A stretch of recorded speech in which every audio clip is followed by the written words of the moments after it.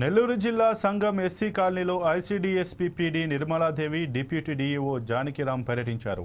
తమ కాలనీలో అంగన్వాడీ పాఠశాల కావాలంటూ ఇటీవల మంత్రి ఆనంకు కాలనీవాసులు వినతి పత్రం సమర్పించారు. మంత్రి ఆదేశాలతో అధికారులు ఈ ప్రాంతాన్ని పరిశీలించారు. మినీ అంగన్వాడీ పాఠశాల, ఫ్రీ స్కూల్ ఏర్పాటు చేసేందుకు అవసరమైన విద్యార్థులు ఉన్నారా లేదా అని స్థానికులను అడిగి తెలుసుకున్నారు. పాఠశాలకు అవసరమైన బిల్డింగును పరిశీలించారు.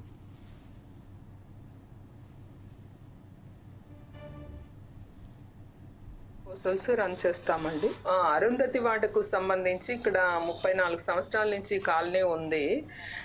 తర్వాత పిల్లలు వచ్చేసి రోడ్ క్రాస్ చేసి, అంటే అంగన్వాడీ పిల్లలు అంటే చాలా చిన్న పిల్లలు కదా, ఆ పిల్లలు రోడ్ క్రాస్ చేసి వెళ్ళడము ఇబ్బందికరంగా ఉండడం వల్ల వెళ్ళలేకపోతున్నారు ప్లే స్కూల్కి.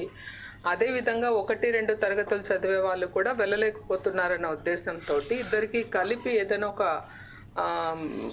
స్కూలు స్టార్ట్ చేసేట్లుగా, ప్రీ స్కూలు ప్లస్ మనకు మినీ అంగన్వాడీ సెంటర్ కూడా స్టార్ట్ చేసేందుకు మనము ఒకసారి ఈ ప్రపోజల్ గమనించుకొని వద్దామనే ఉద్దేశంతో వచ్చి ఉన్నాము. ఇక్కడ గౌరవ మంత్రివర్యులు రామనారాయణ రెడ్డి గారు యొక్క ప్రతిపాదన మేరకు ఇక్కడ ఈ స్కూల్లో అంగన్వాడీ స్కూల్కి మినీ అంగన్వాడీ స్కూల్ ఓపెన్ చేసుకునేందుకు ప్రపోజల్స్ సిద్ధం చేసుకునే నిమిత్తం ఇక్కడికి వచ్చినామండి. మొన్నటి రోజున సాయంత్రం మన గౌరవ మినిస్టర్ గారు సంఘాన్ని సందర్శించినప్పుడు ఇక్కడ అరుంధతి వాడ నుంచి ఇక్కడ ఉన్నటువంటి ప్రజలంతా కూడా మినిస్టర్ గారిని కలిసి ఇక్కడ చాలా రోజులుగా వాళ్ళు అడుగుతున్నటువంటి ఫౌండేషన్ స్కూల్ కానీ లేదా అంగన్వాడీ సెంటర్కి సంబంధించినటువంటి ప్రపోజల్ కోసం వాళ్ళందరూ కూడా ఇక్కడ అడగడం జరిగింది.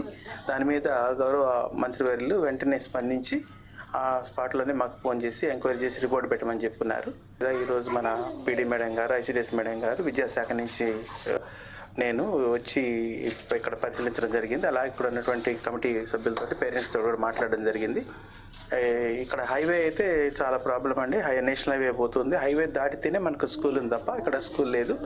అవతల సంఘం హెచ్డబ్ల్యూఎన్ స్కూల్ ఉంది. ఇక్కడ నుంచి దాదాపు 17-18 మంది పిల్లలు 1 to 5th క్లాస్ చదివే పిల్లలు కూడా ఉన్నారు. కాబట్టి ఇక్కడ అంగన్వాడీ సెంటర్ స్టార్ట్ చేసే పక్షంలో మనం ఒక ఫౌండేషన్ స్కూల్ కూడా ప్రపోజల్ గౌరవ కలెక్టర్ గారికి పంపడం జరుగుతుంది.